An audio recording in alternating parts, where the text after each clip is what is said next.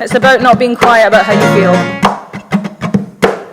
Which is good advice if I don't say so myself. I try to let you get in just to see a tiny piece of my mind. And you've barely scratched the surface, but you're running on a clock that's running out of time. With the darkest of intentions, and these quiet interventions shut me down. So I'll stay here in the shadows, unafraid to unmask the things that might cause you to drown. I'm never gonna be quiet. You seem to only want a well-paid silence. That's fine, but I know you're working from a clock until you pull the gun and cocked it down. My only option is they stop dropping, or I can just throw up. Baby, constantly saying I'll go up. Now hold up, I'm done telling you my story, but tell the next one and I said hello.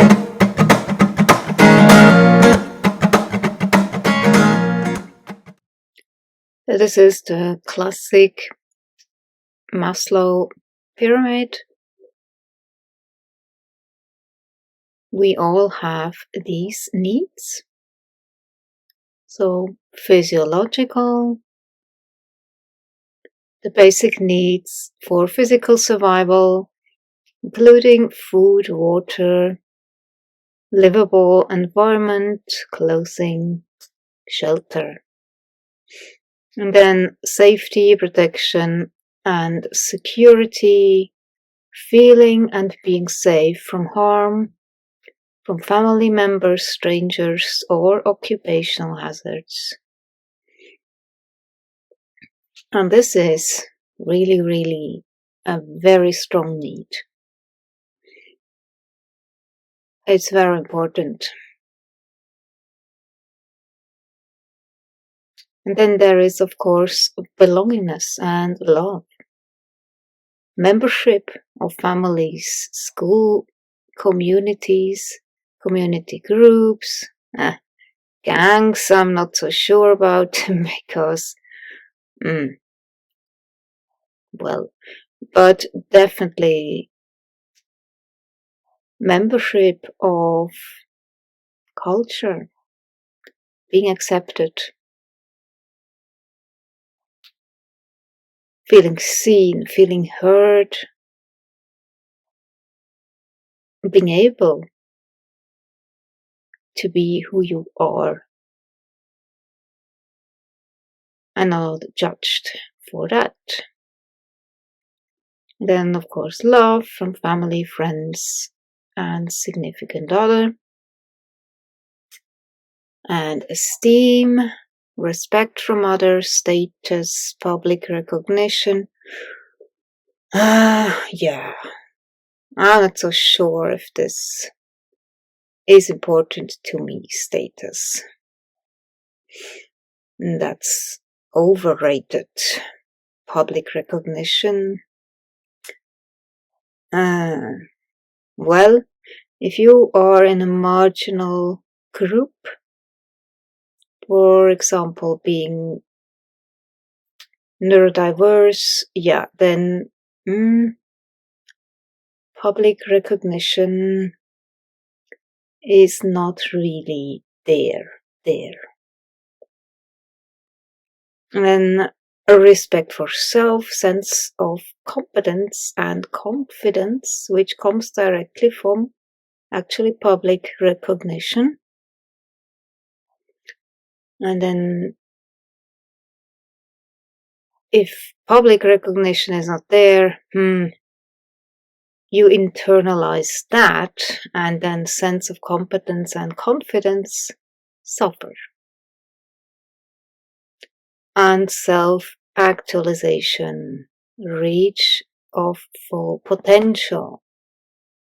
And you can never do that if public recognition is not there, judging you, calling you whatever, and you don't feel this inner competence, agency, confidence, but feel you are somehow dysfunctional, which leads directly into the next pyramid. So this is a little bit a different Maslow pyramid, and I couldn't find an English version of that, but I will just translate. So these are different trauma types that can happen in life to any person. And what we recognize as complex traumatic stress injury, this can be birth, but also the 4 birth traumas by Stanislav Grof. He described them very well. So already trauma can happen in the womb, during birth, and right during the birth process, the 4 stages. And then there is accidents and intentional man-made traumas. For example, your partner, if he is abusive or she is abusive, that can also be both. Women can also be abusive to their partner. Or if you have a boss, that can be traumatic. And then the physical trauma during operation. And then attachment traumas from your parents, what happened during your childhood. Psychological traumas, emotional traumas, family again, or spiritual traumas, which can also come from cults.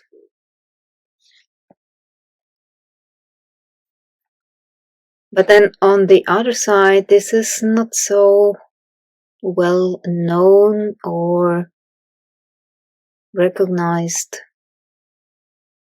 transgenerational trauma. So several generations, like grandparents who have been in the war. Social, cultural trauma, and then financial, like the economy collapses, stuff like that, and political trauma. I mean, during 2020, all that was traumatic to the whole world, right? That was politically oriented because suddenly governments told you what to do and how to behave. And if you were an exception, you were not treated so nicely. And people actually turned on you. That was interesting. Yeah, and obviously the environment around you. How is your life going? Are you content? Or is it very difficult?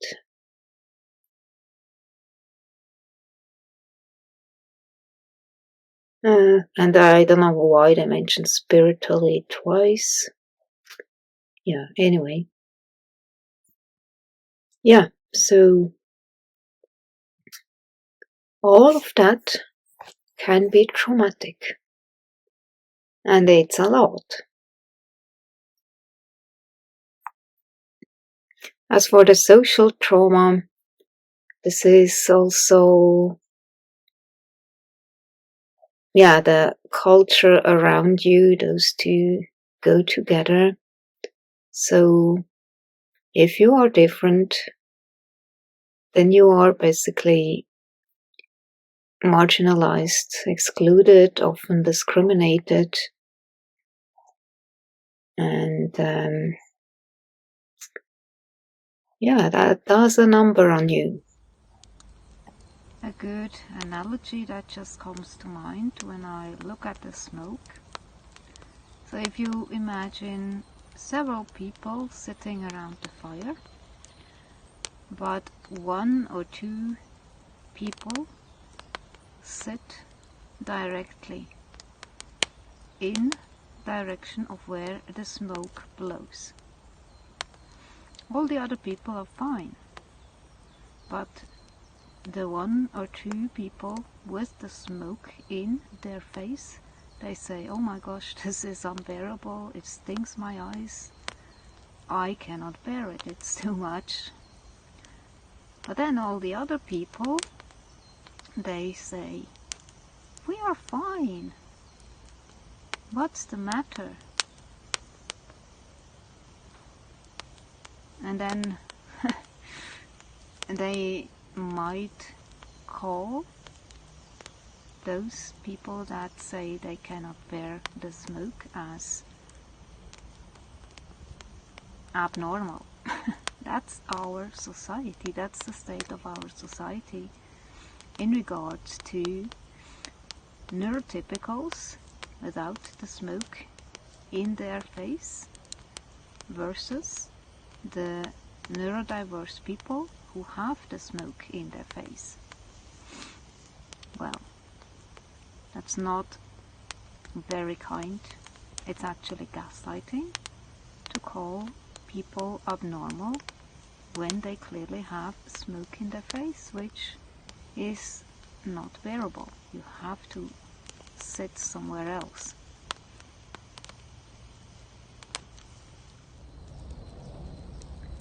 Removing yourself from the smoke in your face is actually the only option.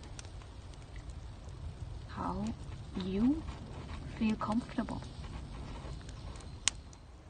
This would be a good example to put every so-called autism expert in front of the smoke of a fire and tell them to bear it, to sit there and be comfortable. Ha! Well, let's see how long they can endure it.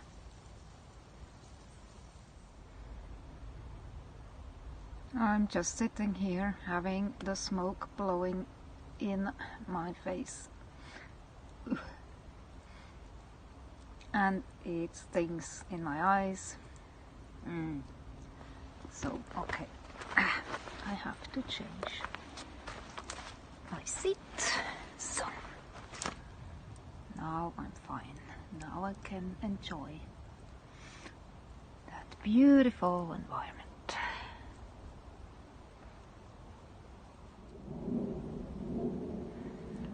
In nature, I feel happy, relaxed, inspired, and from that, creativity springs forth.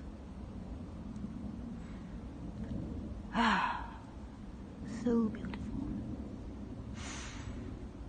I love it. And I wish more people would just go into nature and be. Listen to the sounds, sense, and not do and running around, being busy. Just be.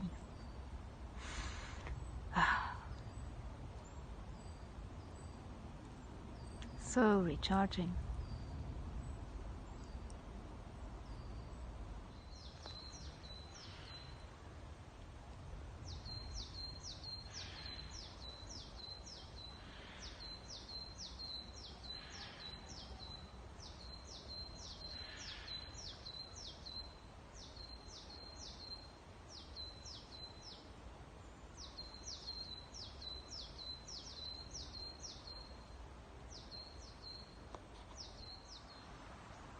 This place here is like a little sanctuary. It's so peaceful. And then the whole nervous system just makes sigh of relief.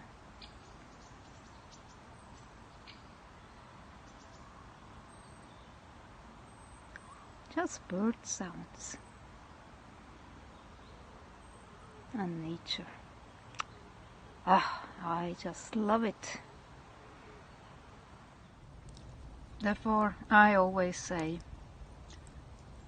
don't teach a camel to walk with a heavy load of straws on their back. Instead, remove all straws, in that case, smoke.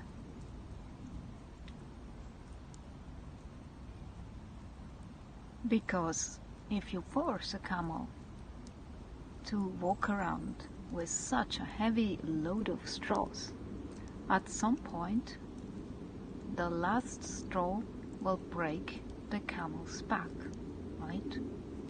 And then you have a shutdown, freeze, burnout, all of that.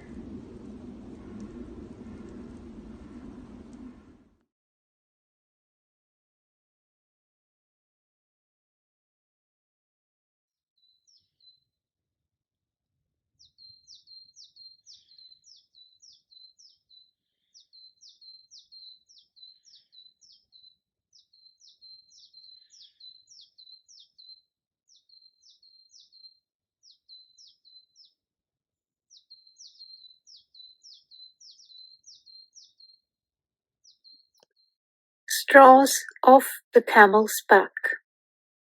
You need to find your own solutions. What works for you? Because there is no one size fits all. I don't know if you can see the changes that have come over me in these last few days. I've been afraid that I might drift away. I've been telling stories, singing songs that made me think about where I came from, and that's the reason why I seem so far away today. Oh, let me tell you that I love you and that I think about you all the time. Caledonia, you're calling me, and now I'm